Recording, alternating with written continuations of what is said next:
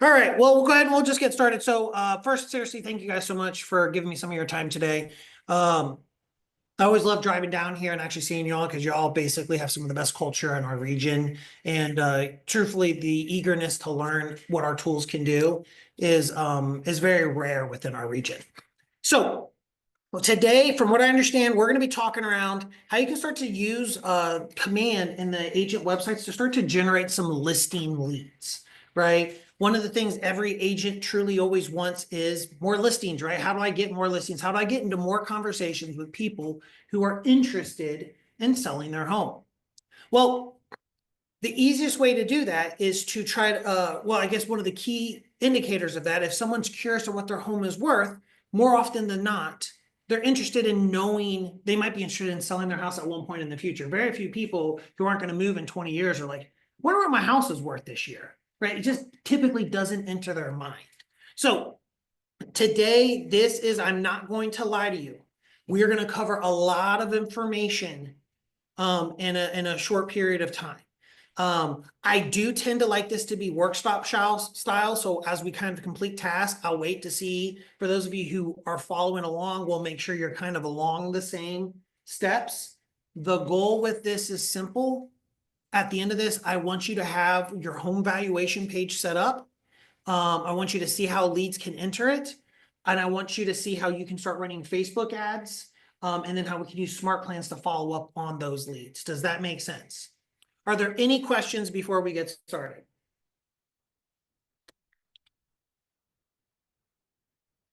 Just there's no label on this bottle. Are we sure it's water? I'm a little nervous. Smells like vodka. I kid. All right. All right. So the first thing we always need to do when we think of utilizing our agent website, we want to make sure we have everything set up on the website. Right. If we're going to start driving traffic to our website, we want to make sure it's as best of a representative of ourselves as possible. Correct. We want to make sure it has the right information, has the right photo, has our right phone numbers, has all those things that that is key for our website to work. So to do that, we're actually going to dive into our marketing profile first. So when we're logged into command, we're going to click in the upper right hand corner, we're going to click my name, or in this case, your name. We're going to go all the way down to the bottom and we're going to click where it says settings. And then on the left-hand side, we're going to select connect settings and then marketing profile. This is where you will configure your profile and how it works on any consumer-facing tools we have in KW. This is where, if they find you on kw.com, that information comes from. This is where, if they find you on the KW app, this is where your information comes from, right? This is also your agent website. And if you are on a team and you have a team website, this is where that branded information or your about me comes from. So you're going to want to take a few moments, and we're not going to go through and try to configure the marketing profile today. I just want you to see where it is. And this is something you're going to want to make sure is accurate before you start driving people to your website. Does that make sense? So a couple quick things, right? You have your photo, you have your team logo. Here's the thing. If you don't have a team, you can still have a team logo. It'll just, you could be a solo agent with a logo, right? I'm sure most of you might have a picture of a house in it or a key or anything like that. Whatever happened to like cool stuff. Like I want someone to put like a astronaut for their logo, right? We're changing how you find, I don't know. Anyways, it's a terrible joke. Going forward, right, confirm your details, your license number. This is key because in most states, you actually have to present your license number on any consumer-facing things, or you could get in trouble. So make sure it's the accurate license number. You're just going to come through and configure everything about yourself. Here's one of the neat things. We do have this thing called military affiliations. This is where if you're former military, active military, or if you're a military family member, you can start to designate that. And what's really neat about that, that can actually show up in certain searches and then ultimately on your profile. Because a lot of times military likes to work with military because military understands military, right? I was a Boy Scout once. I get it. Me, the Marines, it's all the same. All right. your mobile phone number and your office phone number. Here's the thing. These can be the same phone numbers. A lot of times people are like, I only have one phone number. It's my mobile. It can be the same thing. You're just going to want to confirm all these pieces of information, especially when we get to the section about your brokerage, right? Just make sure you have your brokerage license number, your brokerage logo, all of those amazing things. You can actually access your brokerage logo as well. If you can't find it, you should be able to search for Connect. The compliance section and the legal footer section, I can't advise you on this. Certain states have certain disclosures that they have to include on any kind of consumer facing piece of marketing material. I don't believe Kentucky does. I know, for instance, Texas does. They have this whole paragraph that they have to include. More likely you would know if you needed it by now in this stage of your career, but it doesn't hurt to just double check with your brokerage if there's anything specific you need to disclose. And then, of course, your social media links. These are just going to be all your various social media links, linking back to your various social medias that you decide to use. The biggest key to remember on this page, whatever you change, just make sure we hit the save button at the bottom. And then when we want it to be used to brand our website, we're going to make sure we have this switch turned green. Good rule of thumb with any profiles, and this is just a good rule of thumb for anywhere you have your profile information, whether it's homes.com, realtor.com, or Zillow. If you're one of those, that's okay. I'm just kidding. Update this every 6 months, right? Really make a note to change your profile a little bit every 6 months. And especially with the the advantages of like a chat GPT, it can really help you quickly create and write a profile that is effective, right? Just don't be one of those agents that has the same profile and the same profile picture for the last 20 years, right? And remember, your profile is less about your real estate accomplishments and more about who you are as a person. It can include your real estate accomplishments, but the goal of a profile should be for you to connect with someone via your profile because you sound like someone that has common interests or someone that they would want to work with. Does that make sense? All right, perfect. So once you confirm that marketing profile, our next step is actually going to be to go into our website applet. So we're going to click the little red KW, and if we go all the way down to the bottom, we have websites. This is going to take us into the website applet. And before we actually dive into the edit agent site, we're actually going to click the settings button at the top. And we're going to scroll down a little bit, and we're going to make sure we have the subdomain confirmed that we want to use. All Keller Williams agent websites are something.kw.com. For instance, mine is joshuaboatman.kw.com. If you have a vanity URL, maybe I've purchased joshboatman.com, and that's what I'm putting on all my branding, all my business cards, everything, like go to joshboatman.com. That's okay, because we can still forward joshboatman.com to joshuaboatman.kw.com. So if you're in the market for a vanity URL, or you don't have one, I would highly recommend you purchase it. People in your line of work, whatever you want it to be, it can be, the best houses in Murray.com, whatever you want to call yourself. If it's just your name, I highly recommend you purchase that domain name. That's what you use for your branding. So that way you control where all that branding goes. And then we can easily forward this to joshboatman.kw.com or whatever you select.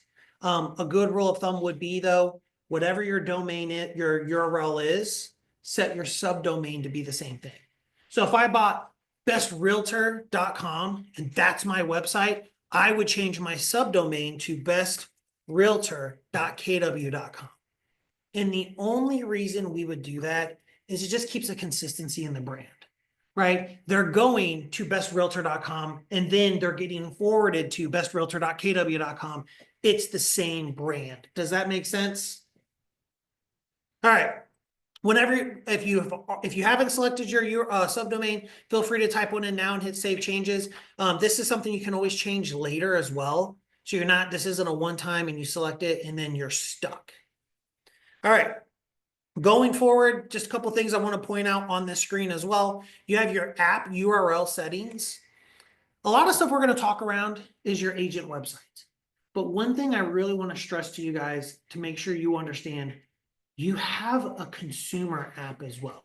You have an app, right? That is for Keller Williams app, and it is probably one of the best apps, if not the best real estate apps in the industry. Most of you who know me, I don't blow smoke, right? I'll tell you, I tell you exactly like it is. And if I think something's not as good as something else, I'll tell you. It's not my job to convince you to like something that's not likable. That's probably why I have so many ex-girlfriends. That's a real solid moment. No, but I digress. Our app experience is phenomenal, and I would highly recommend you download the consumer app, set yourself as a favorite agent and get comfortable with it and get your clients to use that consumer app. The easiest way to do that is on this page, you have this unique link that you can click copy, you can paste it in email, you can paste it in a text message, you can send it. And when someone goes to that, they go to your branded app page.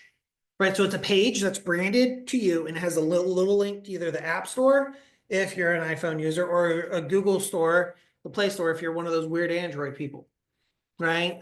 Become a sheeple, man. We're ready for you. The goal with this, though, is it's a branded link that if someone clicks that link, downloads the app because they clicked on your link, signs up for an account, they will automatically be branded as you will automatically be branded as their agent. It needs to happen in that sequence, though. All in one swoop. They click the link, download the app, open the app, create an account, all in sequence for you to be automatically marked as the branded agent. If they click your link to download the app, and then later they're like, oh, I'll come back and create an account, they're just now creating a generic account, and it won't be immediately tied to you. They would have to search for you and add you as their favorite agent. It is why I always recommend never taking this to chance. Get comfortable with the consumer app, get comfortable with helping people find the consumer app. And then going forward, when you connect with a client, you're on a listing presentation or you're on a buyer presentation or whatever it is, you're meeting, and you basically got it in the bag. Build it into your process to say, cool, now the next thing I want to do, I want you to get on our consumer app and I want to get linked to you so that way we can share some communications and however you want to sell it, blah, blah, blah. So take the moment, walk them through, they create an account, and then they add you as the favorite agent. That will tie their account to you in command. Really, really powerful tool. The team referral link section, you will only see this filled out if you're actually on a team. Is anyone here on a team or a rainmaker of a team in any form or any fashion? All right, fair enough, perfect. We'll disregard it. For those later watching the recordings, you should have been here. All right, moving forward, we have this preference section. This is where there's some things you can customize on your website versus like, do you want to show it or not show it? Do you want to show Keller Home Loans advertisements and links on your website, enabled, disabled? Do you want to do Keller Covered, which is the insurance company, enabled, disabled? Do you want to show neighborhoods? And I'll explain this here in a second. These two only really matter on what you want to advertise in a sense. This isn't them stealing your leads. This isn't anything. This is just a way if you don't have a mortgage vendor or a mortgage partner, and you want to give someone on your website the ability to learn more about getting a mortgage, you can turn these features on. The reason they're not always on and the reason you have the ability to turn them off is because some of you may be in joint ventures with a mortgage company. Maybe they give you marketing dollars to appear exclusively on their website. While you can't necessarily make them appear on your website, you can hide the competition on your website so you're not driving business away from them. Does that make sense? The neighborhoods thing will make a little bit more sense when we get in there. For now, I'll leave it enabled, and you'll notice under this section, whatever you decide to do, you're going to hit save changes. The last thing we're going to talk around is this forced registration. This is something that's relatively new on your website. This is the ability for you to set, is that the Lord Jesus coming for me? Is it the thunder? No. This is your ability to set a property limit view on your website that someone can only view unlimited properties, 10 properties, 2 properties, or no properties before they're forced to register for an account on your website to continue to view properties. Really, really cool. This is one of those things where a lot of times people will be like, well, if I say 2 properties, like, aren't they just never going to come to my website because they have to register, or they'll get, like I would never sign up to view properties, right? Well, here's the thing. You guys are real estate agents and you know of 19 different ways to view information on, you have access to the MLS. Your average consumer doesn't. And for as crazy as it's to sound, or it is to say, over the last 10 years, as you can imagine, especially this upcoming generation has been really quick to give away all their information. They don't care. They'll sign up for something. They want immediate satisfaction because fine, I'll sign up so I can continue viewing properties here versus me having to go somewhere else to try to find those properties. So this absolutely does work. So this is my way of saying I would never do unrestricted, right? Let's capture some information. This is why Boomtown is so successful. This is why Sync, or whatever they're called now, is so successful. All of those CRM platforms that help you do lead generation and they're generating all those leads, it's because they run ads, force them to a website, and then force them to register on the website. Does that make sense? So now the question becomes 10 properties, 2 properties, no properties. I don't ever think you should do no property viewing, especially if you're ever running Facebook ads on a particular listing and you're trying to drive traffic to your website. The last thing you want to do is someone clicks on a Facebook ad, they register through the Facebook ad just to drop them on your page, but then they have to register again, right? That'll piss some people off, right? We don't want that. So if you're down to 2 or 10, I lean more to the 2 properties than the 10 properties. I think 2 properties is a good, especially if you're running Facebook ads, they get to view the property you drove them to. And then in addition to that, then maybe they click on one other property. And then if they click on another property, we force a registration upon them. They kind of get a feel and they've already clicked on a few things. Does that make sense?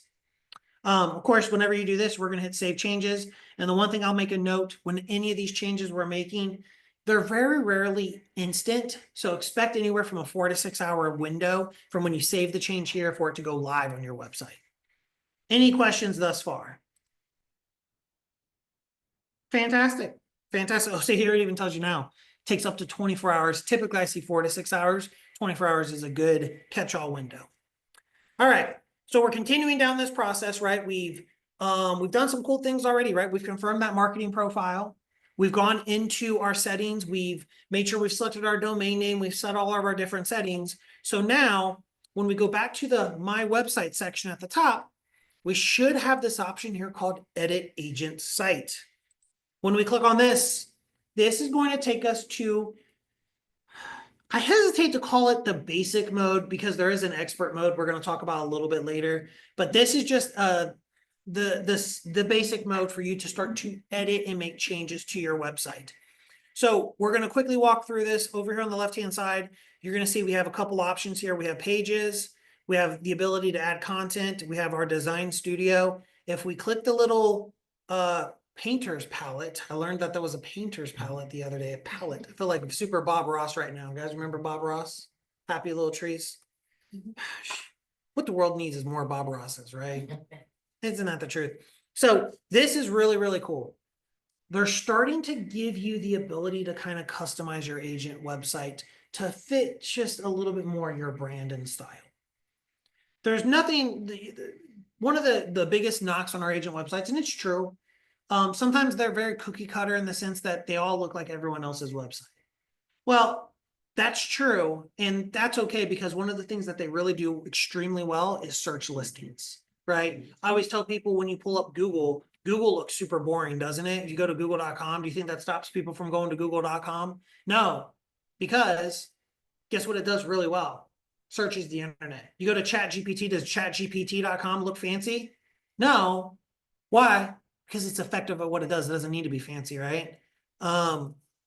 So this gives us the ability where we can start to select different kind of layouts, right? So we can kind of see here is the classic layout. Here's a modern. When it's all said and done, you're just going to see the modern has a little bit more of a grayscale action. It's more, luxury in that regards. So you can kind of see the sample of what it looks like.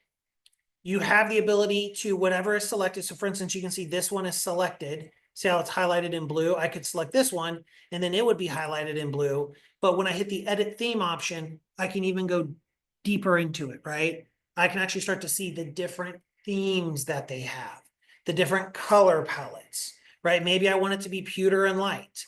Maybe I want it to be KW red dark, right? Maybe I want, a different 3-color themes. In addition to that, you have the ability to customize your fonts a little bit. So if you want to kind of, do something a little bit different than the standard fonts, you can feel free to adjust that. And you even have the ability to kind of adjust the corners on the website.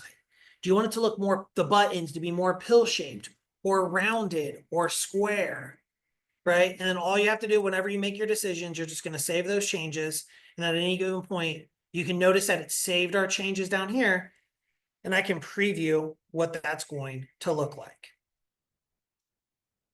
So it's just giving you more and more flexibility on how to customize the look and feel of your website.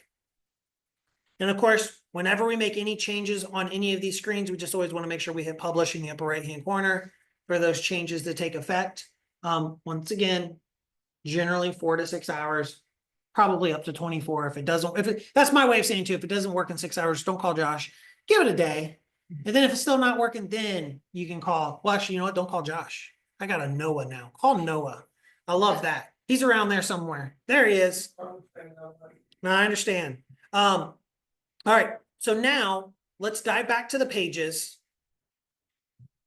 And then you're going to notice we really only have one page that we can customize, and that's going to be our home page. So when we click on the home page, we have gosh, you can see, look at my new font showing up already. We can actually start to go through and customize what this page looks like a little bit. So we have different sections that we can change. For instance, the banner section is this section right here. Here is the headline that I typed in, turning dreams into an address. You can see it's rotating through images, or if I wanted, I could actually have it play a video in the background. So maybe I have a video of Paducah, Murray, of a park, like something that I have content that I want to showcase. I could link to that YouTube video, that Vimeo video, or if it's just a video that's on my computer, I could upload it. Maybe it's one I shot myself that I haven't uploaded to YouTube or wherever it is. So you can actually have a video play in the background. Addition to that, of course, you can upload different images. It will actually rotate through the images that you add. So maybe if you just want some rotating images, you can feel free to upload those to kind of customize the look and the feel.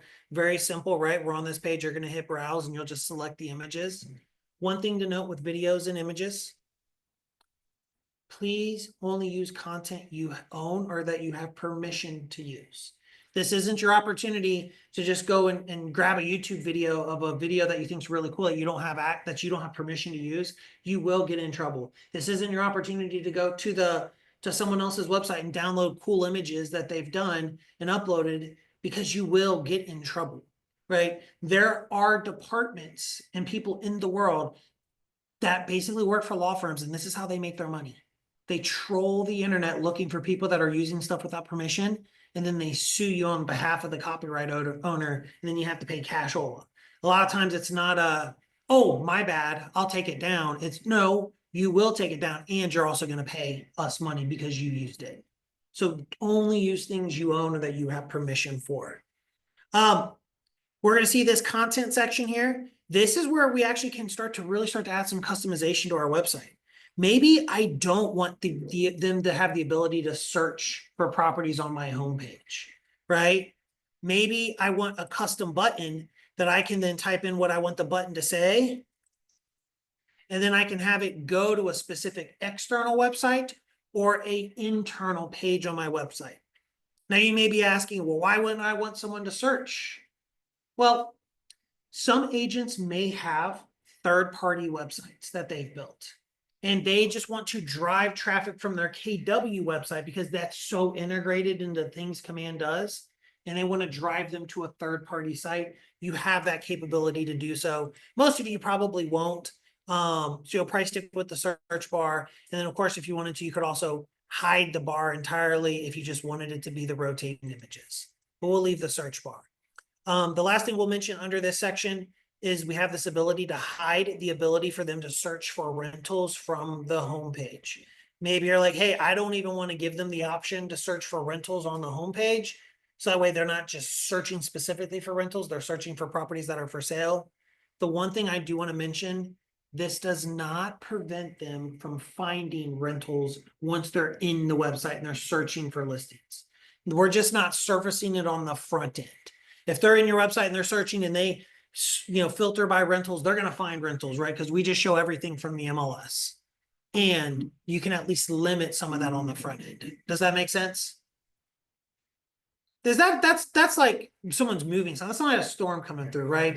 Y'all are, I was driving on my way down here and it was flood warnings everywhere. And I'm like, I'm gonna die.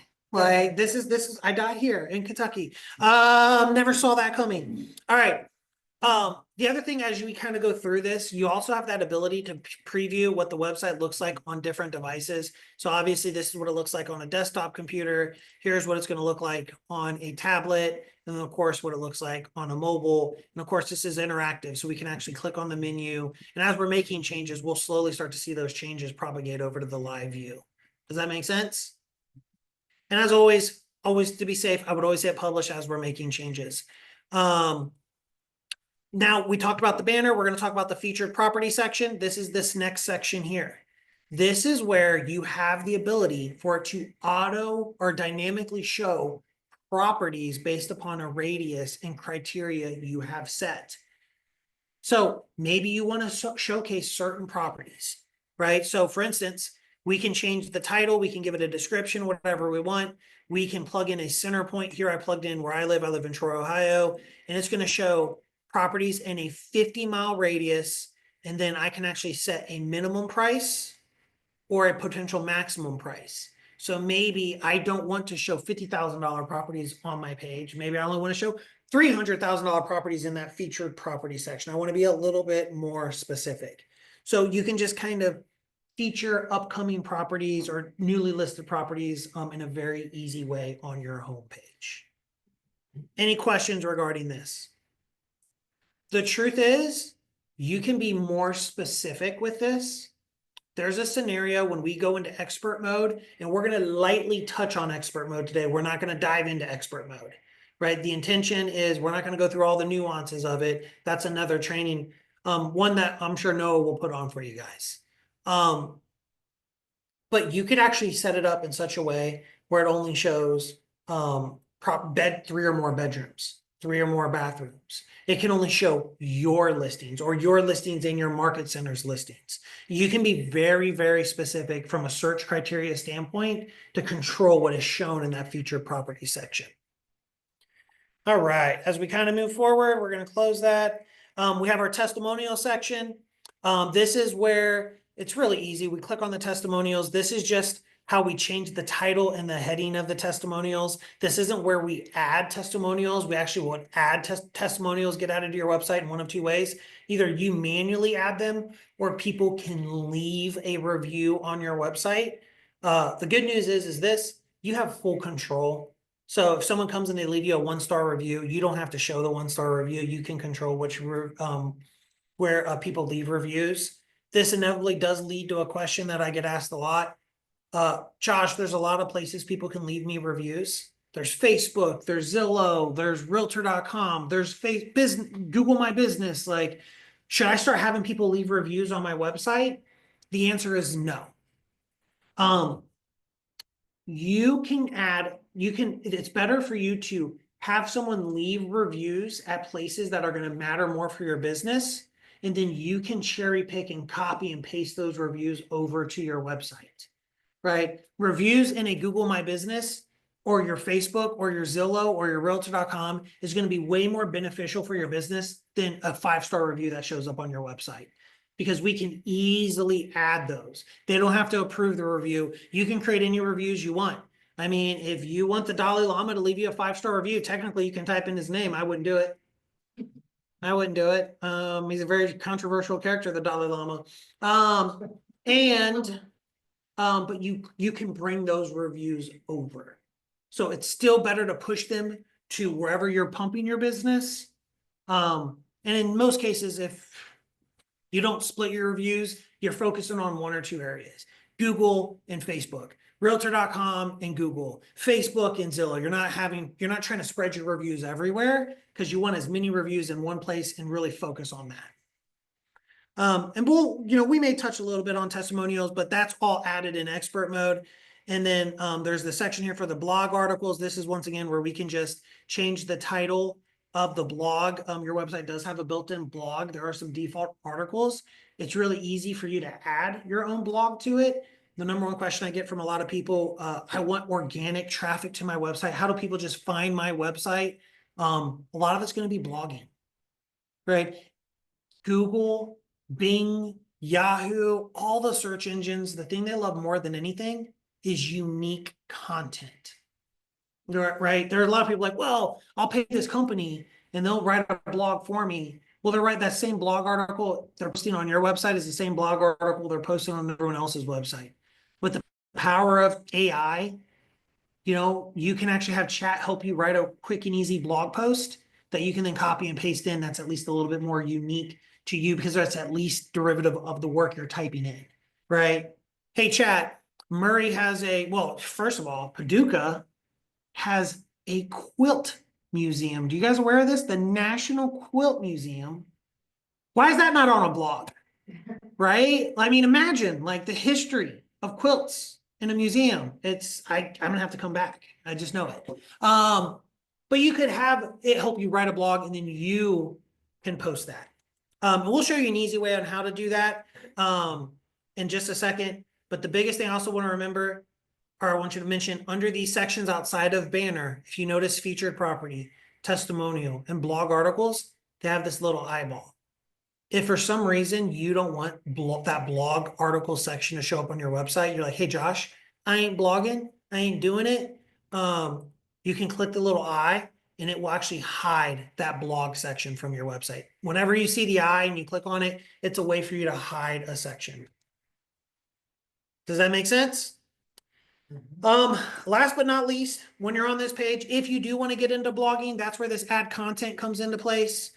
Or into play, I should say. If you hit this plus button, you can click blog post. And this is just an easy way for you to add a blog post to your website. Here you can upload your image, you type in your headline, you don't need a subheadline. And then this is where you're pasting in your blog article, right? And then you're just hitting publish. And then you're just building out your blog in a very easy way. Is there an AI component right in that? Not currently. If you're doing any kind of AI, that's going to come either through using Quick, through command. Maybe you have command open in another tab, or if you have your Google Gemini's or anything like that. But that's a great suggestion. That it would be awesome because we have the technology. Yeah, It'll be right awesome there. to see. Not something new. No, it was. It's gone now. But yes, that's a great suggestion. All right.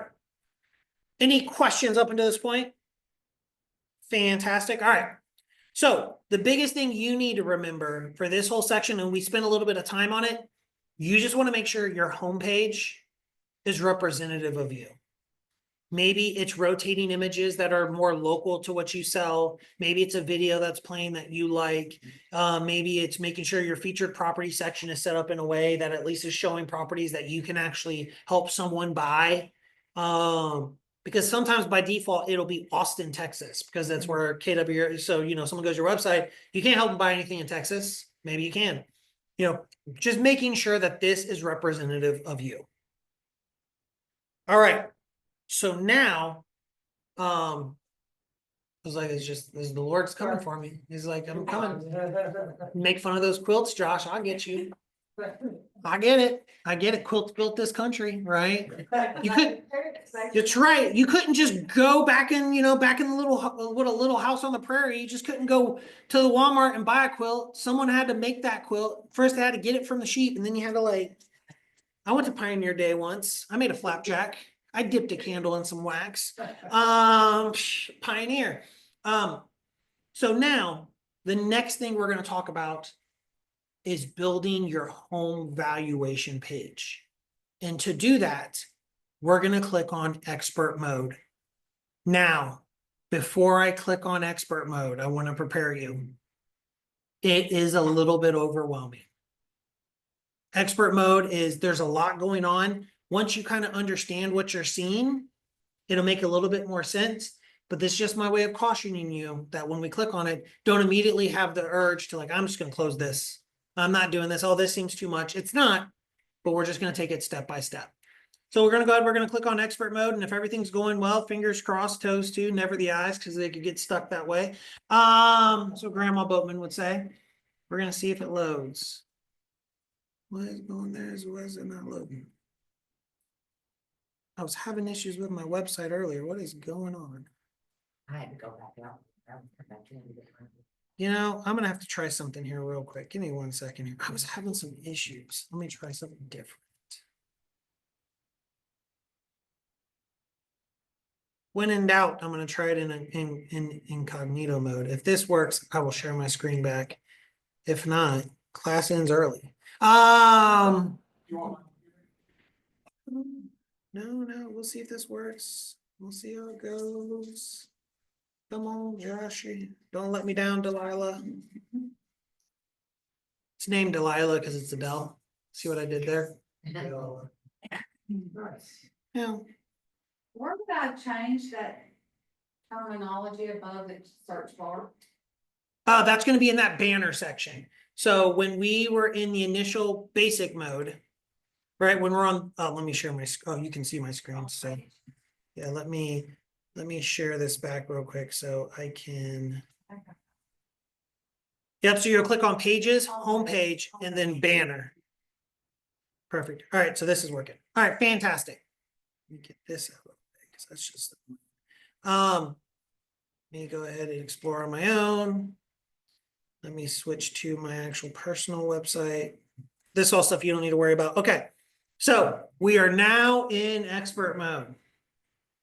There's a couple of things. I'm just gonna do a quick tutorial over what we're seeing, and then we're gonna dive into the things that are important. We could spend 2 hours talking about expert mode. We're not going to do that. Of course, as we start to scroll down, it's going to give us the link to where your website currently lives. You could check it out by clicking, open that up in a new tab. The quick start section, this is where they are slowly building out templates that you can then easily build to customize, right? So that way you're not building everything from scratch. They have some templates that are already built out. You could do a more advanced blog post. You could do a custom page or a landing page. The difference between a custom page and a landing page is simple. A custom page shows up as a menu item on your website. A landing page is a temporary page that you're driving traffic to. Imagine a landing, the truth is, most landing pages probably should be blog posts if I'm being transparent, if you want to build your SEO content. But let's just say, for instance, you're doing a shred day event and you're bringing in a shredder, right? Not from the Turtles, but a thing that chops up paper. No Turtles jokes. No Teenage Mutant. Donatello is the best. I stand by it. He's a smart one. They'd be nothing without his brain. You could build a landing page and drive traffic to that landing page for people to learn more about it. I would argue I'd rather that be a blog post that I drive people to. Hey, we just had this, we have an upcoming, because it's a blog, you're being informative. Here's something that's happening. And then you build history. Hey, it's our third annual shred day event. And maybe Can't they see busy blogs out there too, others? Say it one more time. Can't they see a busy blog? For sure. The more content you generate, yes, 100%. If you're the content, the one thing that you contented, if it goes, it's viral or whatever, do other people see that it's hot? Or, because there's things that you can see with it. The best YouTube for the day, the funniest. Well, what's so informative, not in those terms. Okay. Search engines see activity. So said another way, it's this simple. If I Google Murray Shred Day event, and let's just say your blog post is the 10th blog post on the thing, but everyone's clicking on that blog post.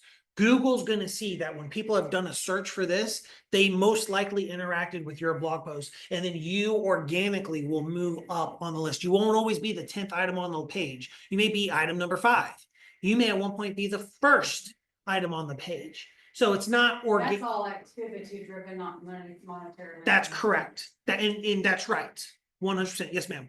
Can you import a Google form into the podcast? Uh, Embed it? that's a great question. I want to say you should be able to have a link to it. I don't know if we can have it organically show up. That's something we would have to take a note of, and we'd have to come back and look at that. Will you take a note of that, and then we'll figure that out before. Can we do it? Well, yeah. What we'll do is we'll figure that out after this class, and then we'll troubleshoot and we'll give you an answer at the end of this for In the sure. blog, could you build something to come back to your menu and the custom page that will send them to the landing page? You can have links in a blog. So you can always have like a hyperlink, 100% that we can always push people back to. So a great example could be this. You may have people sign up for your Shred Day event by going to an Eventbrite. You could include a link to the Eventbrite that you created or something like that. 100%. As we kind of move forward, we have our property landing page. This is actually something you guys at a later date may want to interact with and play around with. This is your ability to build a custom property landing page. Think of it like this. You may have if you've ever heard the term, and this was really popular, it was a stupid term when it came out, but it was really popular. They used to be referred to as single listing websites. If you ever remember, like that was all the buzz, like 5 years ago, 6, 7 years ago. A single listing website. My listing has its own website. Well, it never really did. But just like AI is not really AI, right? It's not artificial intelligence. It's just a really, really, really smart chatbot. This is where you can build a custom page where you can just do a little bit more in depth. You can upload your high quality photos of your listing, right? One thing we all know, you pay all these photographers bunches of money and they go out and they take these amazing photos and then they load them into the MLS. The MLS downgrades the quality of all your photos, right? It's not as high resolution. You can build a unique page. We're not going to dive deeper into that. That could be your virtual tour link. It very well could be. 100%. There's a lot of things you can do with this. There's this you can kind of disregard. You're probably never going to download your app. This is if you wanted to add a mortgage calculator to your website, there's the ability to have a built-in mortgage calculator that if you just want to drive people to where they can plug in values. This isn't coming from a listing, but this is just where they can kind of, do a mortgage calculator. Keeping your website. 100%. Where this is what we're going to work on next is the home valuation section here, but I also just want to mention there's also this template on how to work with KW. It's just a boilerplate page that you can fill for. It kind of just gives you a good layout. If you just want to add like additional information, like why would they want to work with me versus KW or so on and so forth. We're going to come back to the home valuation page here in a second, that template. But I just want to continue to kind of walk through the structure of this just so you're aware. So we're now, we looked at our quick start section. This is how we can quickly build some pages. Now we have our edit our website. And there's a bunch of different things here. We're not going to dive deep into anything. I'm just going to kind of give you the framework. Default pages. These are pages on your website that, for lack of a better term, come with, bless you, they come with your website and you can only change slightly. You can't change you can change some of the text, but you can't change the structure of the page. You can't change the order of the page. You can't do anything, right? You can just change some of the text, right? These are just built into the system. Can't do nothing about it. Default modules. So this is going to be, these are going to be, what's the best way for me to explain this? So when we think of a website, right? And this will make a little bit more sense. We have a website. And then on that website, it contains what we refer to as modules. And modules are the form that they click on. That is a module, right? So a website is just made up of is a container of various modules. These are the default modules on your website. For instance, I changed the name of my form called Give Me a Holler. It was a great class I taught. It was funny. Asking for a holler to make a dollar. It was a funny class. Probably never teach that again. Probably never teach that one again. But Or the testimonial form where they can enter to rate you. These are default forms. You can only slightly change them. Then we're going to get to the custom pages.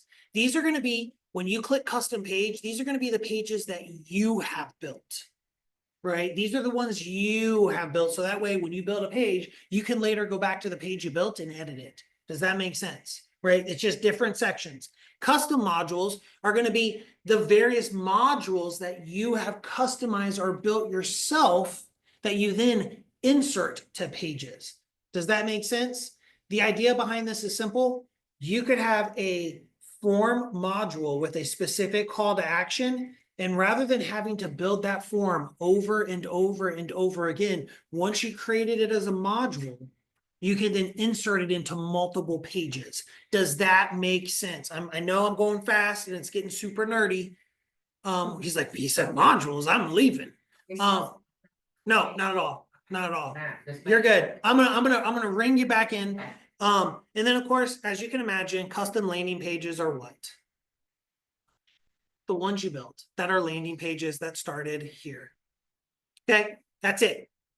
That's this main page. So now you should hopefully be on this page, not down this section, but we want to be on expert mode. To recap, to get into expert mode, we were inside of command, right? We went to website on the lower left-hand corner, the very last option. We clicked edit team site. We then clicked expert mode in the upper right-hand corner, which should bring us to this page. Is everyone on this page? Or if not, you're like, it's cool. I'm just going to memorize this. I believe you won't, but I believe you can. All right. So now what we're going to do is click home, the template home valuation. This is going to bring up our templated home valuation form. Now all of a sudden people are like, oh my gosh, look at this. This looks crazy. It's not as crazy as it looks.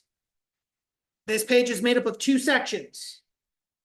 The left section is the content and the look. This is where we change what the page says. This is what we change kind of the look and the feel of the page. The section on the right is just a preview of what we're doing on the left. Does that make sense? All right. So as we scroll down, you're going to notice that there are a couple options across the top. We have main, styles, URLs, and revisions. You're going to ignore all of that for the moment. We're going to stay under the main section. And then we have our page title. So who here knows what a page title is on a website? Oh, I love it. Go ahead. It's the first time someone's ever raised their hand. So it shows up. And then also your URL, right? I love that. If you mention the page title is what shows up on your tab, that's exactly what it does. Typically, a page title is not always going to be on the page. Every page has to have a title because every website has to have the ability, or browser needs to be able to display what that page is in a tab. Does that make sense? It's a whole thing for Americans with Disabilities Act and all these different things. So everything has to have a title. Doesn't mean the title is going to be on the page. Here's an example. The title of my page is home valuation, but look at my preview. Does it actually say home valuation anywhere? Doesn't say those exact words. No, because I'm not showing the title. I'm giving it a title. I can change it to whatever I want, but I just want to mention that. As we scroll down, we see this internal name home valuation.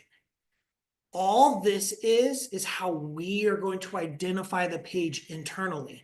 When we were on, and I'm going to open up another tab here just so we can see it. When we were on our default page and we were looking at all of these custom pages, notice how it says landing page and then it gives a name. Notice how it says custom page, it says page and then it gives a name. Whatever, that's the internal name. So that's why when we're on this and we later want to go back and edit our home valuation page, I can identify it internally. Does that make sense? Externally is what a consumer views. Internally is what I view. And luckily the Lord can also view what's internal. He knows your heart. He knows your heart. And he knows it's always better when you laugh at Josh's jokes. I'm not speaking for him. I just kind of know. No, all right. So you can change that to whatever you want. I'm just gonna put a 2 on the end just because I'm sure I have one named that, and I just don't want to get confused because I've taught this class a lot. Description. Gosh, here's the deal. Description's not a requirement, but it's so powerful if you do use it. This is what browsers will use to identify what's on the page. This can help your SEO. So this could be a great opportunity for you to go to the chat GPTs and say, hey, I need a website page description for a page on my website that people can enter to do a home valuation.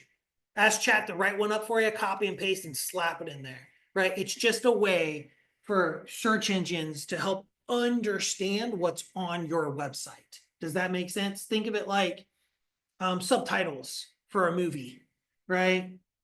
You know, I can't watch movies with subtitles because if you're like me, I will literally I won't watch the movie. I'll just read the titles. And I'm like, they sucked me into reading a book, right? Anyways, so notice as we kind of go forward down into the section, we have this page header. Notice how it's set to none. And it could be page heading. We're going to disregard team lead. This is, if I were to turn this into page heading, what you're going to notice, it's going to give me the ability to then, that title that I typed up here can now appear here. I could also have it be a image back there as well, right? If I wanted an actual extra picture, I could hide the title and then I could actually upload an image and then there would be a banner image right above where they get to enter their address for their home valuation. Does that make sense? In most cases, I'm a big believer in if I'm driving traffic to someone for a specific purpose and I'm driving traffic because I want them to enter in their home's value, I want as little distraction as possible. I am specifically asking them to make a call to action. So I don't want to muddy the call to action with like a really cool photo or a different text. I want it to be super clear. You're going to this page. This is where you enter your address and you're submitting it, right? That's what we want. All right.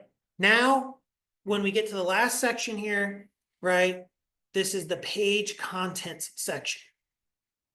You'll notice we have our home value search component in. That's what this item is right here. Notice below it, I have the ability to add a module. If I click add a module, this brings up a list of all of the available content modules that we can add to a website. I, in theory, could scroll through here and there's tons of them and we're not going to go through each and every one of them because there's tons and tons and tons of them. But like I could have, if I clicked video on the left-hand side, I could add a video module and then right below where they can enter in their home valuation, I could have it play a video, right? I could search, let me see, I don't know if I have a video linked anywhere. I don't have anything set up. But I could link it to like a YouTube video and embed a YouTube video that right below that or above it, if I wanted, it could play a video. Let's do a different one. That'll be a little bit easier to show. Let me do a rich text one. Let's just say I wanted some context on what's going to be in there. How to use the home valuation. I'm not saying you should do this because I think most people will know how to do it. Do the following. So what I've done here is I've added a rich text module. You'll notice here's the home value search and then right, this is marked out, right? I hit the red line to mark it out. It's the rich text where I typed in some text and now it appears below it. I could drag this and move it above it. And now you'll see it, it'll take it a few seconds. It's gonna then put, here's the home value, like the rich text module is above it. So when you think about building your custom pages, and this is as deep as we're gonna go, you're just stacking modules on top of modules. It's boxes on top of boxes. Does that make sense? And we can reorder those boxes. Once again, I think it does a great job. I'm going to go ahead and get rid of this. So we just have our ready to discover our home's value. The last thing we want to do, we have this ability to hide the page in navigation. This would be if we didn't want it to show up in our menu. right? If we didn't want it to show up under our more section, right? In our menu items or in our mobile menu. If I turn this on, this page would live, but the only way someone would be able to find the page is if I directly sent them to that page. Does that make sense? Think of it, if you're linking to a listing to a client, you're just not sending them to your website and say, search for 123 Sesame Street. You pulled up 123 Sesame Street, copied the URL to send them directly to that listing. Does that make sense? All right. Bless you. All right. The last thing we're going to do, or actually, you know what? Let's do this. We're now going to go ahead and hit publish in the upper right-hand corner. Right? All we did was click the home valuation template. I showed you a couple things on how it works. You didn't need to change anything, and then we just hit publish.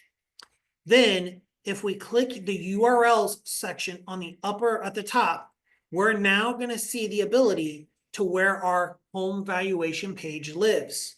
You can see how it does /home-valuation. If I hover my mouse over it and you look at your little URL down here, it's going to show that this page lives at joshuaboatman.kw.com/home valuation. If you're like, that's way too long, right? My clients are, 22s, 22-year-olds and under, right? They can't, that's a lot of words, right? You could click add. Sorry, there's no, I can make fun of the young people when there's no, well, maybe some of you guys, I apologize, you're all are 22. What am I doing? Save me from myself, Noah. Here, we can actually add an additional URL. I could just call it HV, right? And then, and when I hit publish, in addition to the home-valuation working, it also will link to /HV. So if someone just types in myjoshboatman.com or joshboatman.kw.com/HV, they're going to get sent to this. And the only reason I mention that just depends when you're building pages. Sometimes you want something that's easy for you to remember and easy for you to tell someone on how to get to a page on your website versus being, what is my homework doc, whatever it is, right? So just want to mention that. So we can always, now, once again, I will caution you, these pages may not instantly be live when we build them. It can take some time for them to go live. We'll see if this works. If I click on it, oh, it worked. Home-valuation, it worked. My home valuation page is live. Any questions up to this point? I'm gonna pause here. Does this make sense? The goal with this class, and we're going slowly, is that hopefully by the end of this, the vast majority of you will actually have a home valuation page that you know how to send people to. So you can take action. If you aren't unable to take action, Noah and Matt failed. I didn't fail. That's a leader. It's a local leadership So if issue. you did the HV and you had the home valuation spelled out, they both go to that same. That's page. correct. If I do It's /HV, Okay. right, Just wanna make sure. that's just a URL redirect. It sends them to the exact same page. 100%. Yeah, so if you guys don't get it, it's a local leadership issue. Not Could regional. I put that link in my Keller Williams small little app that I'm sending to someone that's buying houses? So here's a, so, Before I introduce myself, I wanna capture them. it's a great question. So you would share like how you would take action on this particular link for a home valuation. You would do it multiple ways, right? One, we're going to talk around, we're going to take the next level. And you could run a Facebook ad, right? So imagine, and we may cover the Facebook ad stuff. We'll see how much time we have and how much you guys can take. But the intention will be, you could easily take this link, paste it to your Facebook and say, hello, Facebook friends, whatever it is. Hey, I have this new feature on my website that kind of shows what your home's valuation is. Feel free to I'd love for you guys to check it out and let me know if you have any questions, right? This is the same thing. This kind of tool is what makes Zillow, right? Go ahead. When they put their address in and it sends it to them, is it automatically set on a drip? So like. So we're it's gonna- every month, or is it? So sometimes there are certain people that are patient and lets the teacher teach the class. Sorry. And then there are some students who are like, but what about this other stuff? We're gonna get to that. Yes, sir. I think what might be good, Is everybody up to where he is right now? You Yeah. have it built out? Yep, but you should have a live page. If you've been following me along, Is everybody, I am not, because I was not here at the very beginning. well, You were having trouble getting access, right? Anybody else? that's why I Mandy- asked. Mandy, where Have were we you? we can take a moment and we can go around. Okay, so what I'm saying is it might be nice to take 5 minutes. Yeah, Let people pee, and then the rest of it, I mean, not in here, the rest of us, like, catch us up. Take a moment, catch us up. you gotta stop setting me up for like Kentucky jokes, bro. Like, I'm never gonna make it out of here alive. Yeah, yeah. So- No, we can take, if you need help, but here's my one ask. If we're gonna stop for 5 minutes and you're gonna leave this room, please come back. Yes. Okay, of course, oh, here we go. All of a sudden, I even text them and told them I should have left 15 minutes ago. Sure. sure. Well, so the good news is, we'll have this recording. Noah's gonna be an expert at the end of this as well, and he'll do some repeat classes for you guys.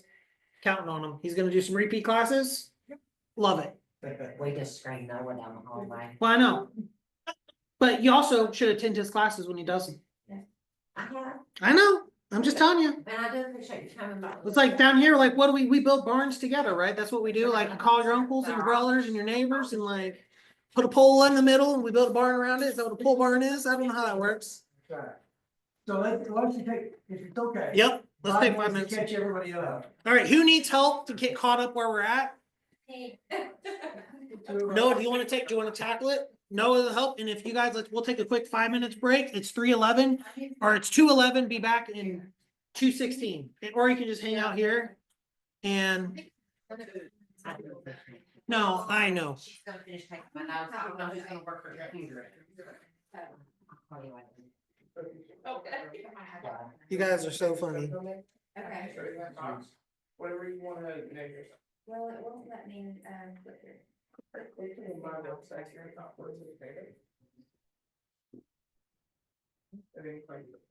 What do you call a can opener that is unable to open a can? Loser. A can't opener. Oh my That's gosh, good, that's good. okay.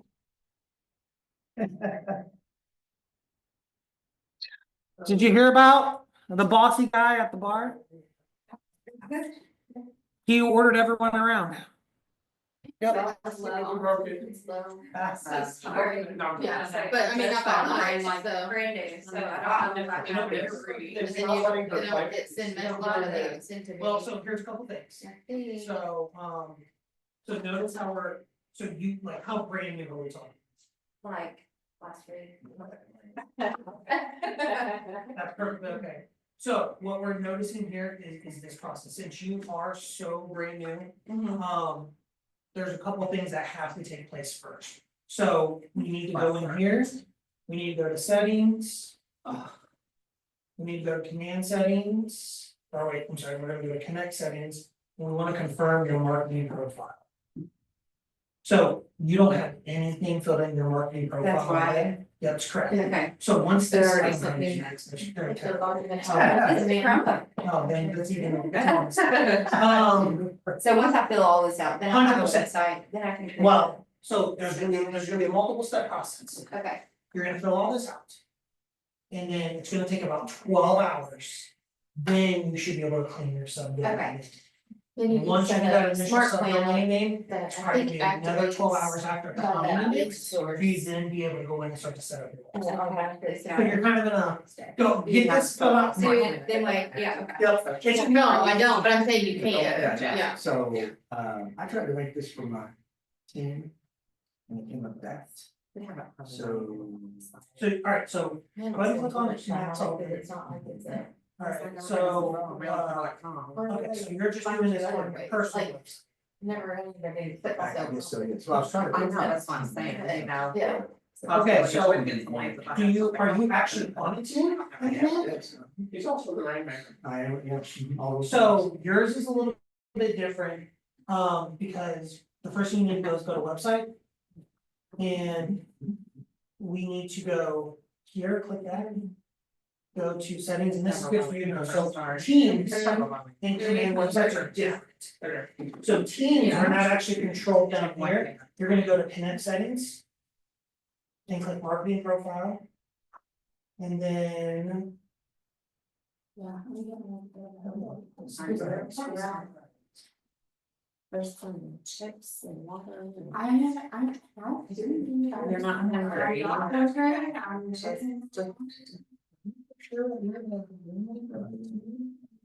No, you're not, it'll leave associate. Well, it's not called or anything, I guess. Well, Where do I change that? Do well, I and change that? then who's the rainmaker? I am. But who's the real rainmaker? Do I need? I am. who's the first one? Me, I made it. Okay, Yeah, I mean, I, well, that's why it's not showing it. well, so what we need to do I is, give you my glasses. no, what we need to do is. You can't, since you're not officially don't have rainmaker status on the team, you can't change the team's website. So that would be like you could have seen all the team. That's contacts. correct. Okay. So it's easy to fix, we just need to log in as the MCA, Okay. technically, actually, you know what, you should. I should be able to. You're a TL, right? Yeah. You sure? Okay. I don't know, maybe I'm not, maybe I did to you. Alright, we should be able to go and get that MC. And, How you doing? You get there? yeah, we're gonna click administrator. Sorry about that, Whitney. Thought I That's okay. We're gonna get Just gonna jump I right gotta in hear here. myself. Solid team.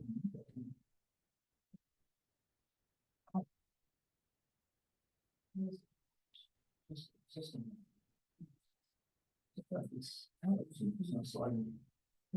Two fingers moves. No. Okay, so it actually looks like no one's been designated as a rainmaker, so what we're gonna do here, we're gonna drop you down. And there it is, the team leader. Rain. So now, it's gonna take, you're probably gonna have to log out, log back in, but it might take about 30 minutes, but then you'll actually be able to start doing things for the team website. See everything, that's all I need, thank you very much. So now I'm gonna be able to do contacts as well, right? 100%, when you're a rainmaker on a team, you have access to it all, see? Is there anything in the works or this might already be something, like I have a Settings. full-time cyber record. Mhm. It's easy, but I'm not like a rainmaker or anything like that, but so they just have to use my login. Well, so you have two choices on how you can handle it. You can do what you're doing currently right now. The other option is, we can make you an individual team. Tell me more about that. So basically, you create a team, your team come up with whatever your team name is. Okay. And then that, once you're an individual team, you have the ability to invite what you call guest users. So the cyberbacker could have their own guest user account that they can log with. Okay. And what all can they do as a guest? Depends on how you, what permissions you wanna give them. Typically the same Okay, level of got it. permissions as you as a rainmaker. They can view all the contacts, they can do all those things.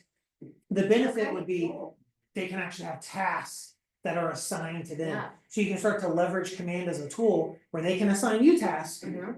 And then they can assign, and then they can have tasks, so that way there's a clear dividing line. The only downside is this. It doesn't make you a team in Keller Williams world, you're still an individual Right. agent. Like Keller Williams doesn't care what people call themselves, because what determines if you're a team or not, if you're more than two or more licensed associates, and then like a group is like 3 or more or something, whatever it is, right? The only downside is this, we would need to move all of your contacts to the team, because when we create a team, it's a team database. Okay, Which is simple enough for us to move your contacts. But if any of those contacts are on smart plans and things like that, when we move them, it will disconnect them from the smart plans and we just need to re-add them. So there's a little bit of, Mhm. it's not insurmountable, but just some nuances with it. Does that make sense? If they're, are they able to send emails and it look like it's coming from their 100%. email address? From, well, they won't, when they're a guest user, it won't come from their email address, it's gonna look like it's coming from you. Right? I don't really like giving them that. login information. Well, But like. You shouldn't, first of all, I didn't know there was another option. you shouldn't, and that's the whole idea of the guest account, because we have that accountability Right. back and forth. All right, hey, it's 3:19, we're back in action. Did I lose anyone? I lost this one. Good, I was hoping she'd leave. I'm kidding. All right. So hopefully up until this point, we've built a home valuation page, and at this stage of the game, you now have a home valuation page, you know how to get to it.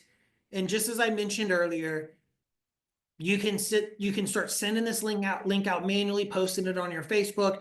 generate different things with it, right? Let's say you wanted to generate a QR code for this link and you wanted to, put it on a QR code, right? Probably one of the many gifts of COVID, the QR code came back, right? It was dead. No one cared about a QR code and COVID happened. But I'm selfishly, I'm glad we're starting to get real menus back. Like, I hate going and like looking at a menu and scanning the QR. My phone, anyways, I would always order the chicken finger because everything has to, and you don't care. But let's say we're on a website and we want to generate a QR code. There's many ways to generate the QR code. If you have a Canva account, you can do it through Canva. I'm going to show you the easiest way to use Google Chrome to generate a QR code. It just has one requirement. You must love dinosaurs and be okay with the T-Rex specifically. When we're on any website in a Chrome browser, if we go all the way to the right and we click those three little dots, right? I'm on this website /HV. I go all the way down to cast, save, and share. And then I move over to this menu and I go all the way down to create QR code. When I click it, that QR code well, if you scan it, will take you to my home valuation page. Feel free to scan it if you'd like to try it and test it.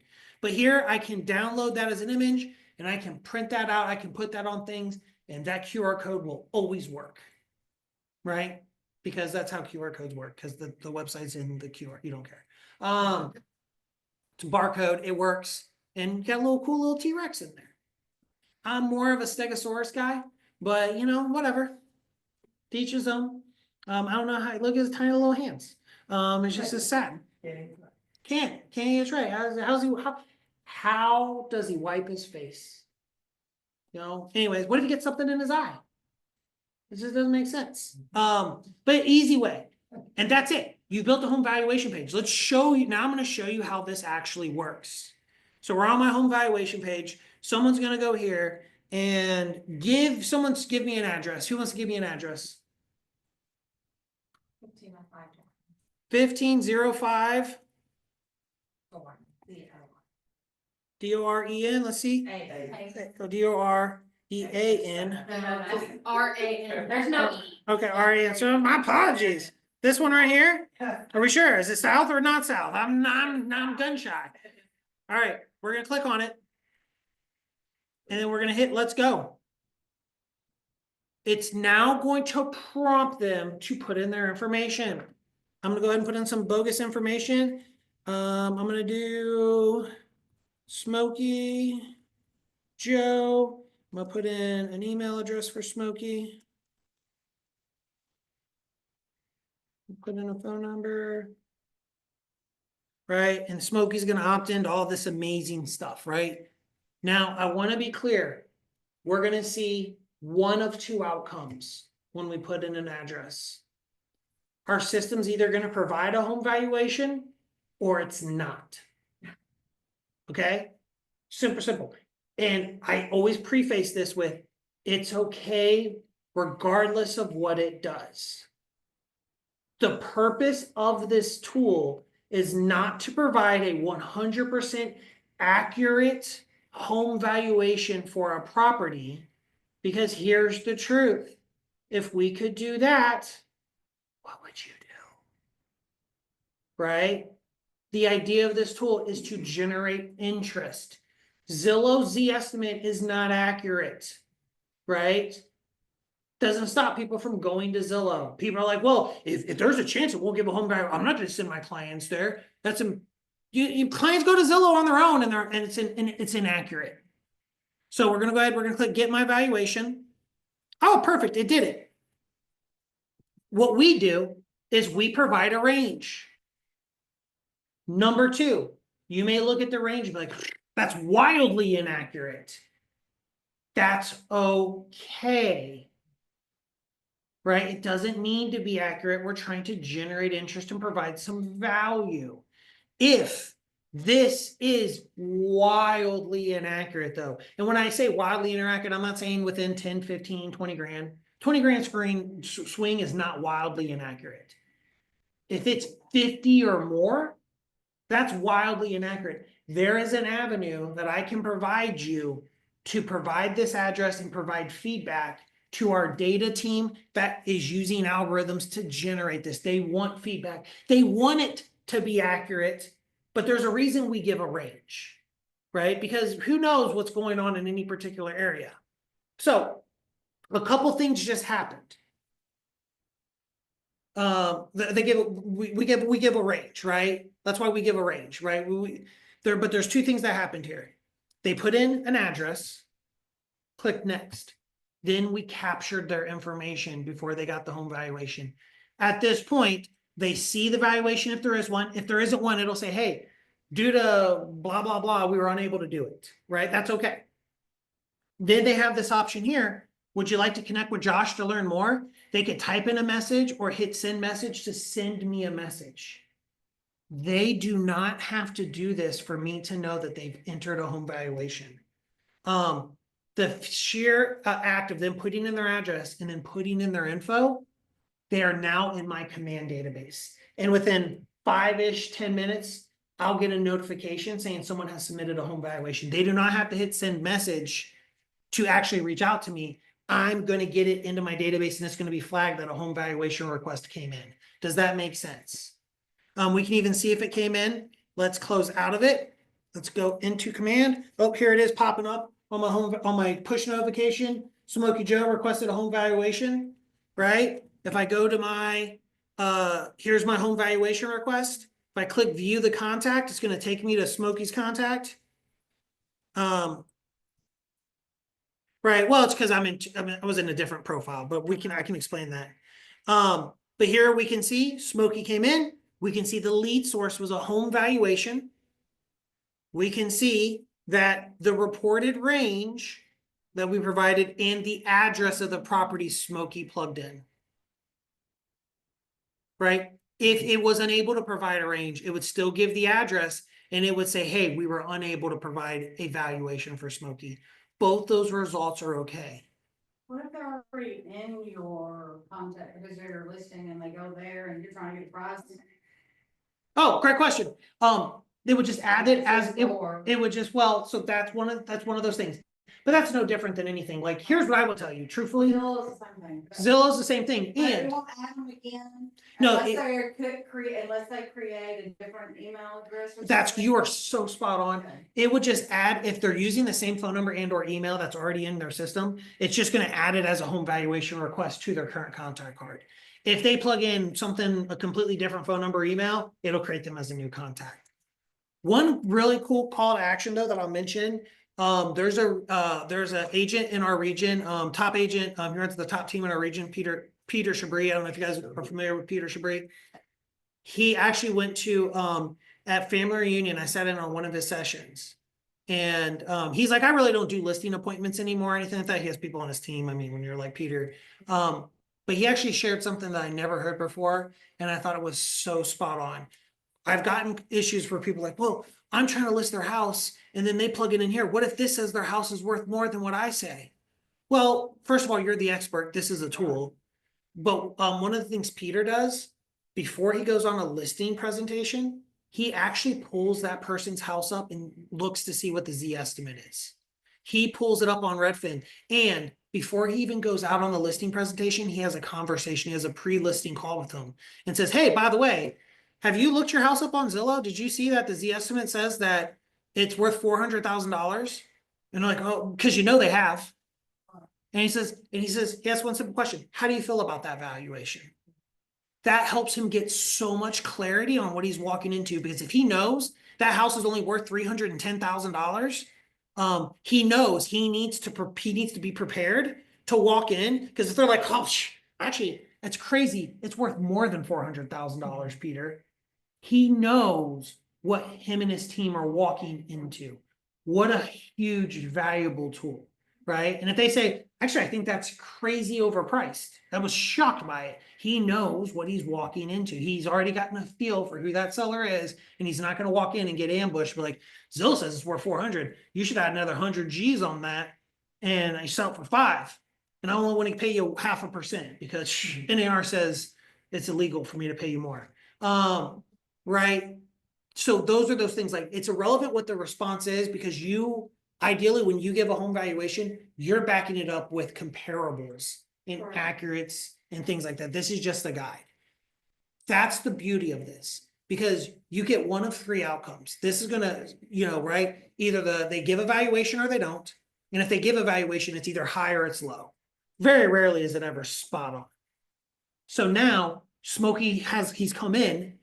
I can choose to call Smokey and say, hey, I saw you put in a home valuation. Hey, I saw we were unable to provide you a range. Sometimes that happens when people live in areas where there's not a lot of turnover. So our algorithm just isn't strong enough to be able to kind of give a determination. But what I would love to do, Smokey, is stop by and I would love to give you a permanent home equity report so you have a true valuation of what your home is based upon local real estate conditions.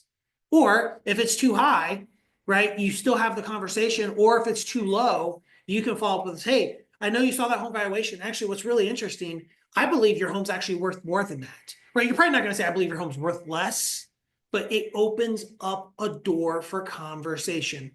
So it's less about the accuracy and more about the action. Does that make sense? Now, I want you to notice something. Look what happened on my contact card, right? It came in, Smokey Joe, he hit the home valuation. And if you notice, he was subscribed to a smart plan.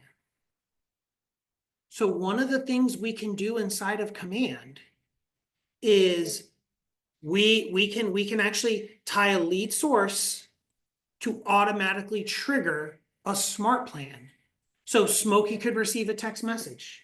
Smokey could receive an email. It could create a task for me to call Smokey. Everything that we can typically do within a smart plan, we can do, and it automatically triggers. Does that make sense? Am I losing another one? You have to, you leave. Where I live away. That's all right. If you gotta go, Waiting for them like the last possible. that's okay. That's fine. I lost another one. I'm gonna blame no on this one. No. No. But we're gonna talk about how to do that next. And I want to take a quick moment. Does this make sense why this home valuation tool is important and powerful? Did my explanation on the price ranges or the possibility an undefined price range make sense? Well, knowing that, are you guys still willing to pursue and use this tool to help generate interest and locate people that are looking to sell?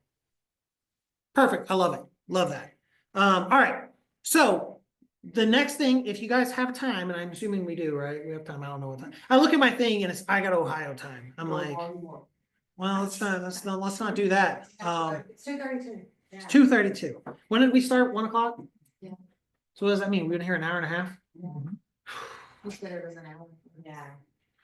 I crushed you You guys. definitely got it. Wow.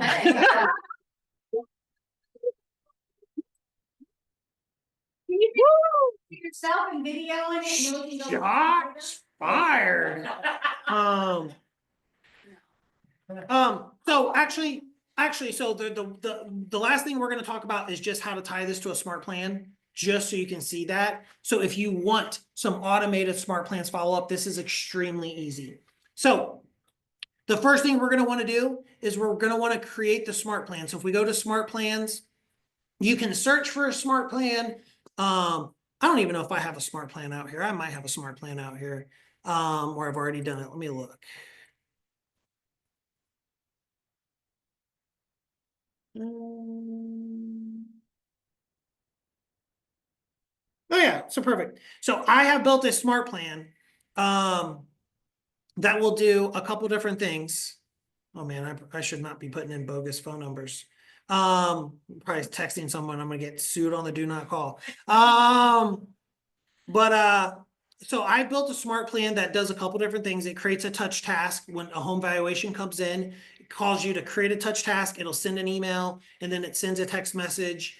It waits until day 4 to send another text message. Then it waits 2 days to send an email. Then it waits 3 days and sends a text, so on and so forth. It's a heavy touch plan if you want to use it. If you want to find my smart plan, and that's what I'm going to train to today, you're going to go to your smart plans. You're going to go to library. You're going to do a drop down here and search by author name. It's going to be Boatman, Boatman. And the one that I've created is called Home Valuation Follow-Up. 4 texts, 3 emails, 1 call. To add that to your library, you're just going to click Add to Smart Plan, give it a name, click Download, I already have this smart plan in my library, so let me just do, I'm just gonna do home valuation 2, just so it's in there. I already have it in my smart, I already have it in my library. It's already in my library, I can't download it again. But you should be able to download it and it'll appear in your library, right? Somewhere in here, I'm sure of it. There it is. Home valuation reminder. Let me get Smokey Joe off this before I get sued. All right. Once you download that smart plan, the easiest way for us to do to have it trigger is going to be to set up what we refer to as a lead route, right? We're going to go in the upper right hand corner. We're going to click my name. We're going to click settings, right? We're going to then click command settings. We're going to select contacts. And I know we're recording this. Don't worry. Then we're going to go to lead management.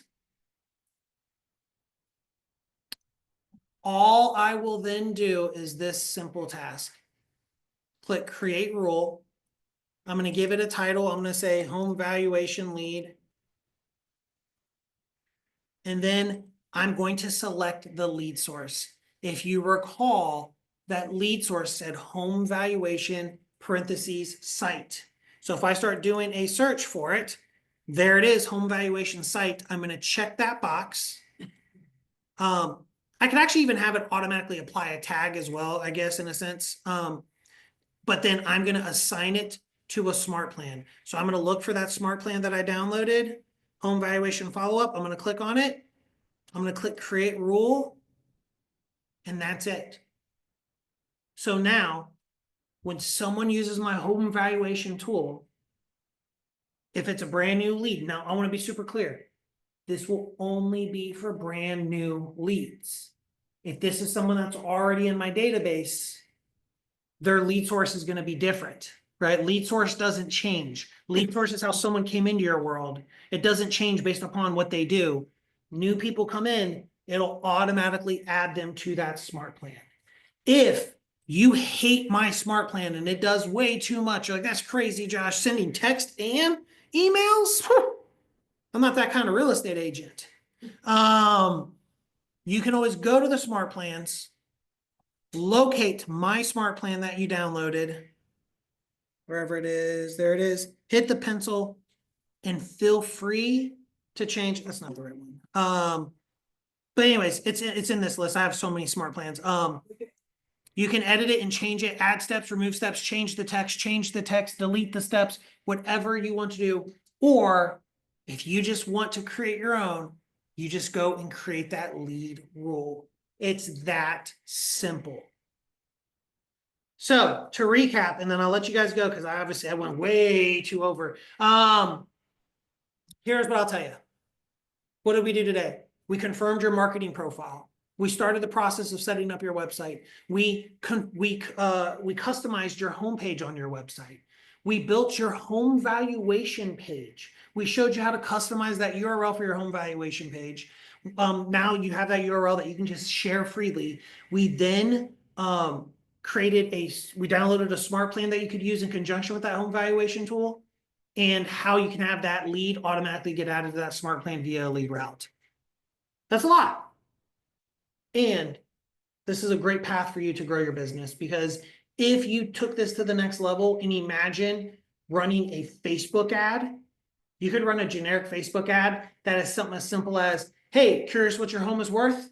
Click this link to find out. You now have an evergreen Facebook ad that you can run 365 days a year. It's not tied to a specific listing. It's not tied to a specific area. If you want more leads, give Facebook some money, and through command, you can just run this ad and hopefully people will click on it.